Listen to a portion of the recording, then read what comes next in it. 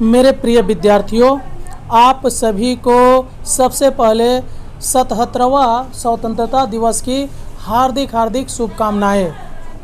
आज के इस वीडियो में मैं कक्षा 9 के विद्यार्थियों के लिए एक पाठ लेकर आया हूं जिसका नाम है कलकत्ता। आप थंबनेल देखकर समझ ही गए होंगे कि आज का जो वीडियो है वो आपके हिंदी विषय के कलकत्ता पाठ के ऊपर है। आज के इस वीडियो में मैं अति लघुत्तरीय प्रश्नों और बहुविकल्पीय प्रश्नों को विवरण करूंगा। यदि आप पश्चिम बंगाल बोर्ड के कक्षा 9 के विद्यार्थी हैं तो ये वीडियो आपके लिए बहुत ही महत्वपूर्ण है। और ये जो पाठ है आपके वार्षिक परीक्षा में आएगा तो आप इसे अपने कॉपी पे ज़रूर लिख कर रखिएगा, आपको काफ़ी अच्छा हिंदी में नंबर आ जाएगा। तो चलिए शुरू करते हैं आज का वीडियो। कभी अरुण कमल बार बार कहाँ जाना चाहते हैं और क्यों? तो कभी अरुण कमल बार बार कोलकाता जाना चाहते हैं क्योंकि उन्हें बचपन से ही कोलकाता ने बहुत आकर्षित किया है। कभी कब से कोलकाता जा रहे हैं? तो कभी तब से कोलकाता जा रहे हैं जब लोग उसे कलकत्ता के नाम से जानते थे। आम लोग तो कलकत्ता को बायोस्कोप में देखकर संतोष कर लेते थे। गालिब की पालकी में सजाकर गया का क्या अर्थ है? तो कभी गालिब अपने अंतिम दिनों में लॉर्ड वेंटिंग से वजीफ़ा पाने की उम्मीद में पालकी द्वारा उनके दरबार जाया करते थे। कभी भी पालकी में बैठकर उसी गालिब को याद करते हैं।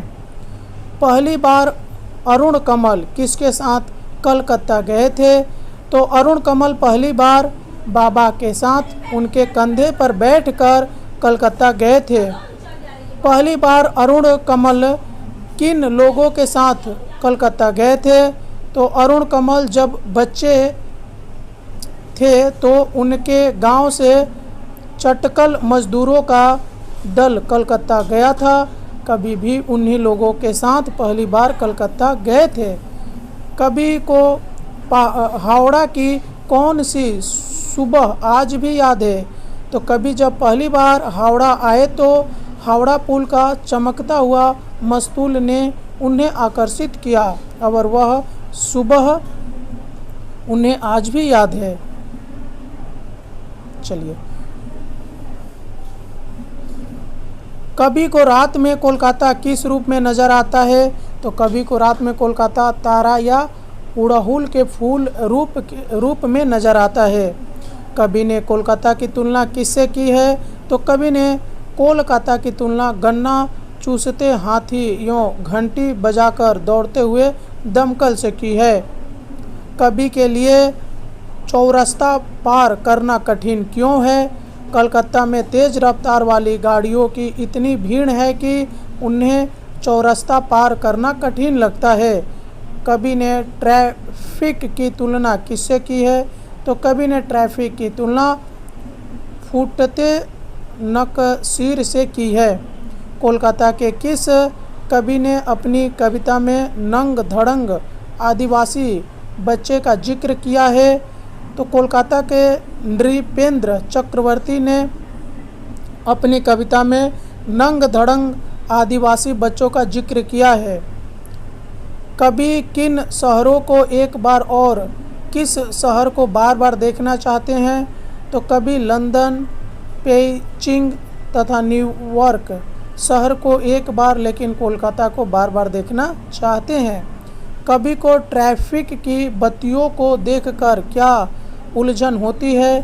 तो जब कभी ट्रैफिक की लाल, पीली और हरी बत्तियों को देखते हैं तो उन्हें यह उलझन होती है कि न जाने उनमें से कौन सी बत्ती उनके लिए है। अरुण कमल की कौन सी कविता आपकी पाठ्य पुस्तक में संकलित है? तो अरुण कमल की कलकत्ता कविता हमारी पाठ्य पुस्तक में संकलित है। बार बार 100 बार कोलकाता जाऊंगा से कवि का क्या तात्पर्य है?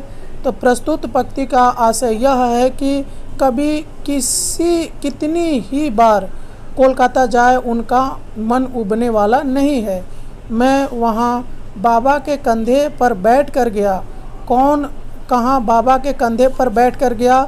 तो अरुण कमल पहली बार बचपन में अपने दादा के कंधे पर बैठकर कलकत्ता आए थे। अब चलिए बहुविकल्पीय प्रश्न को देख लेते हैं। अरुण कमल का जन्म कहाँ हुआ था? तो इनका जन्म उत्तर बिहार में हुआ था। अरुण कमल पेशे से हैं तो एक प्राध्यापक। अंग्रेजी काव्य संग्रह जो अरुण कमल द्वारा रचित है वो क्या है? Bye says. अरुण कमल का पहला काव्य संग्रह कौन सा है? तो अपनी केवल धार। अरुण कमल का दूसरा काव्य संग्रह कौन सा है? तो साबुत। अरुण कमल का तीसरा काव्य संग्रह कौन सा है? तो नए इलाके में। अपनी केवल धार का प्रकाशन वर्ष क्या है? तो ये है 1980। सबूत का प्रकाशन वर्ष क्या है?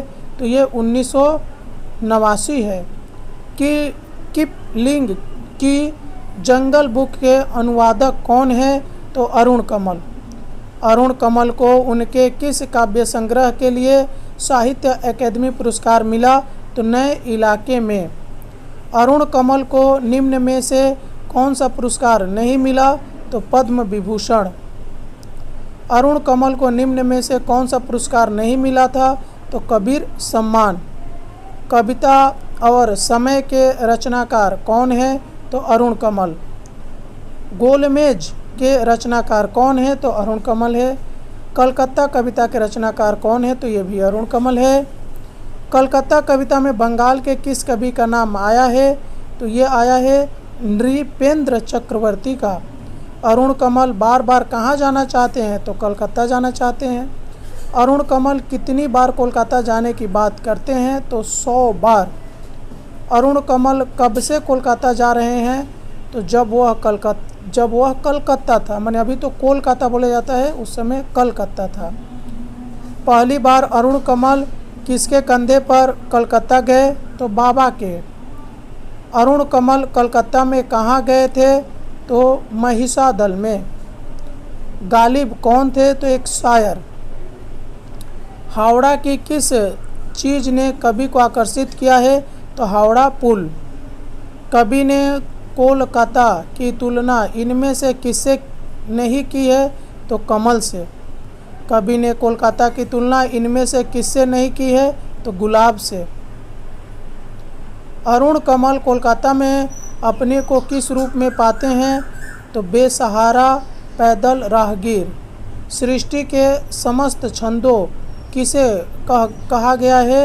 तो मेट्रो, ट्राम से लेकर हाथ रिक्शे तक को। कलकत्ता कविता में बेसहारा पैदल राहगीर कौन है? तो कवि है। आदिवासी बच्चे का चित्रण किसकी कविता में किया गया है? तो नृपेंद्र चक्रवर्ती। जो गति उसकी वही गति मेरी।